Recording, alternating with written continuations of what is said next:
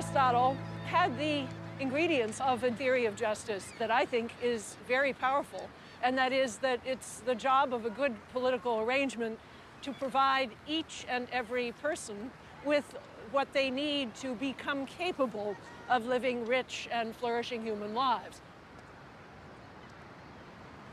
Now, of course, he didn't include all the people, but he at least had that idea of supporting human capability. That's the foundation of my own approach. Now then, in the 17th and 18th centuries, a very powerful new approach came on the scene, and that was the social contract approach. Hobbes, Locke, Rousseau, Kant.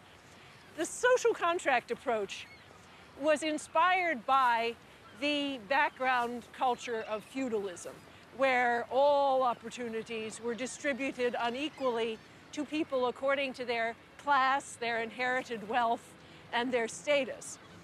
And so what these theorists said is, try to imagine human beings stripped of all those inherited advantages, placed in what they called the state of nature, where they had only their natural body and their physical advantages, and try to imagine what kind of arrangements they would actually make.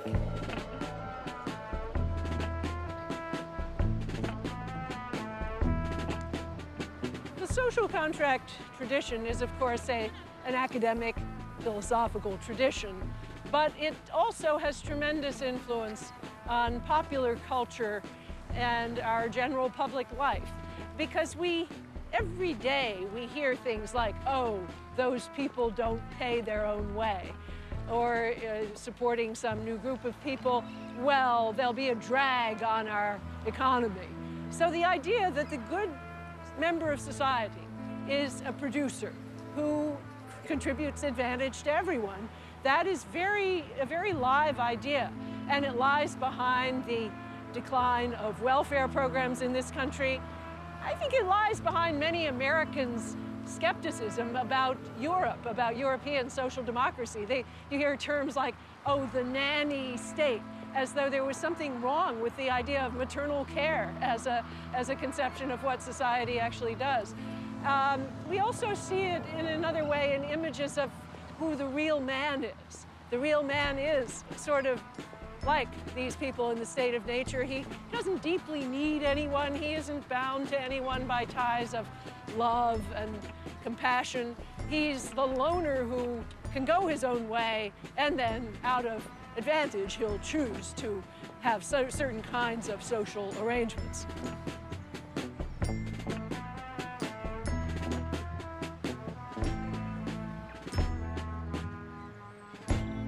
The theorists of the social contract made certain assumptions that aren't always true.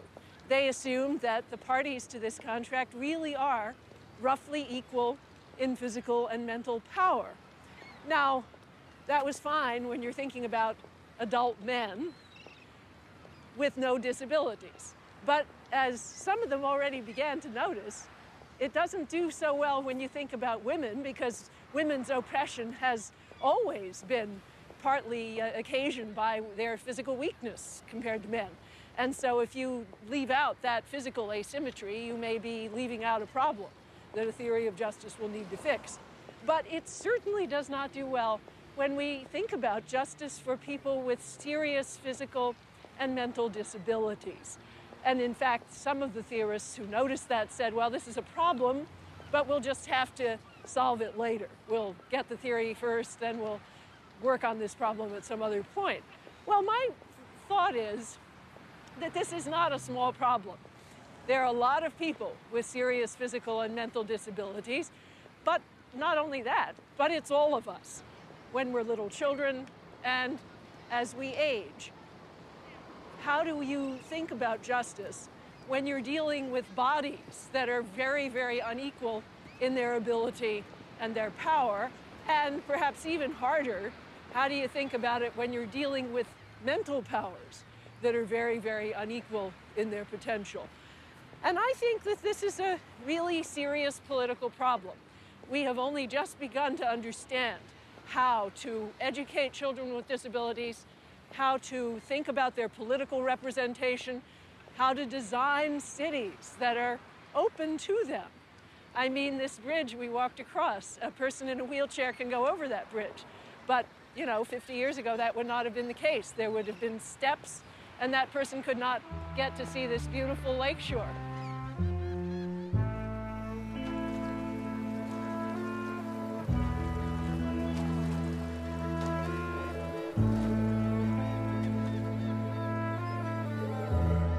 The capabilities approach, as I've developed it as a theory of justice, begins with the idea that all human beings have an inherent dignity and require life circumstances that are worthy of that dignity.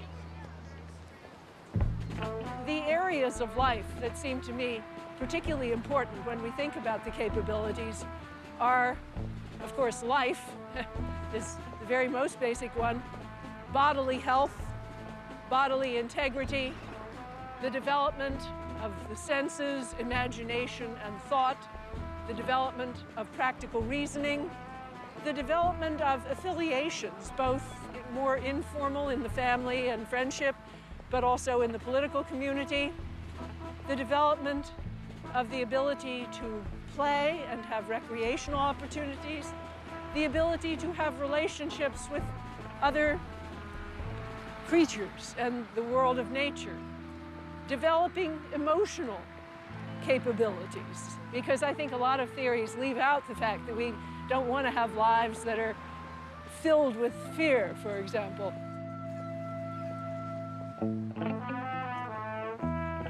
In my view, people get together to form a society, not because they're afraid and they want to strike a deal for mutual advantage, but it's much more out of love that they want to join with others in creating a world that's as good as it can be.